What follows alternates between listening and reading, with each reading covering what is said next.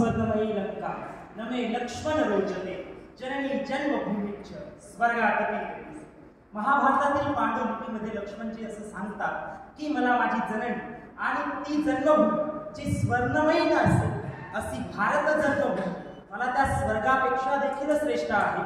त्या वेळेला का असेना मला असा प्रश्न उपस्थित होतो की या स्वर्णिम भारताची परंपरा काय आणि तिचा विकास कसा. म्हणूनच सन्मान्य व्यासपीठाला आधी नमस्कार. नमस्कार. मी कोड क्रमांक 1 आपणासमोर विषय मांडतो, स्वर्णिम भारत परंपरा आणि विकास.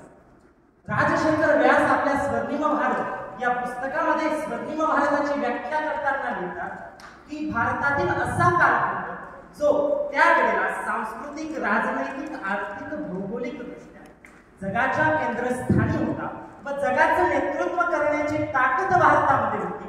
तो काळ म्हणजे भारताचा स्वर्णिम भारत. हा स्वर्णिम भारताचा काळ आपण जर पाहिला तर लक्षात येईल की वेदांत काळापासून भारताने स्वर्णिम भारताची भूमिका स्पष्ट केली आहे. ती गार्गी असेल किंवा लोपामुद्रा असेल या महान विदुषींनी केवळ त्यांच्या प्रदेशाचं अध्यक्ष स्थान भूषवलं नाही तर त्यांच्या विश्वविद्यालयातील कुलगुरू म्हणजेच व्हाईस चान्सलर याची भूमिका देखील स्पष्ट केली. म्हणजेच काय की भारताची महिला सक्षमीकरणाची भूमिका आणि त्या स्वर्णिम भारताची भूमिका त्या काळापासूनच स्पष्ट होती. हे यावर लक्षात येते. नवे नवे मध्ययुगीन भारतामध्ये, याच भारतामध्ये अनेक राजे, महान राजे जन्माला येऊन गेले. अनेक महत्वाचे सण आणि रूढी जन्माला आल्या. त्यापैकी असणारे महान सम्राट म्हणजे चक्रवर्ती अशोक सम्राट यांचं अटक ते कटक पासून ते आत्ताच्या इराण पर्यंत असणारं वाटलेलं साम्राज्य म्हणजे भारताचा स्वर्णिम भारत हे आपल्याला स्पष्ट होताना दिसतं.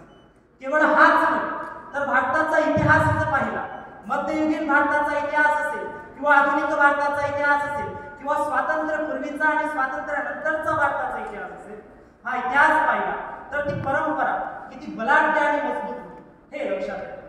म्हणूनच का असेल गेल्या 76व्या प्रजासत्ताक दिवशी जेव्हा आपण प्रजासत्ताक दिवस साजरा केला त्यावेळेला त्या प्रजासत्ताक दिवसाची संकल्पना म्हणजेच ती थीमच म्हणजे आजचा विषय आहे की भारतीय स्वर्णिम भारत परंपरा आणि विकास.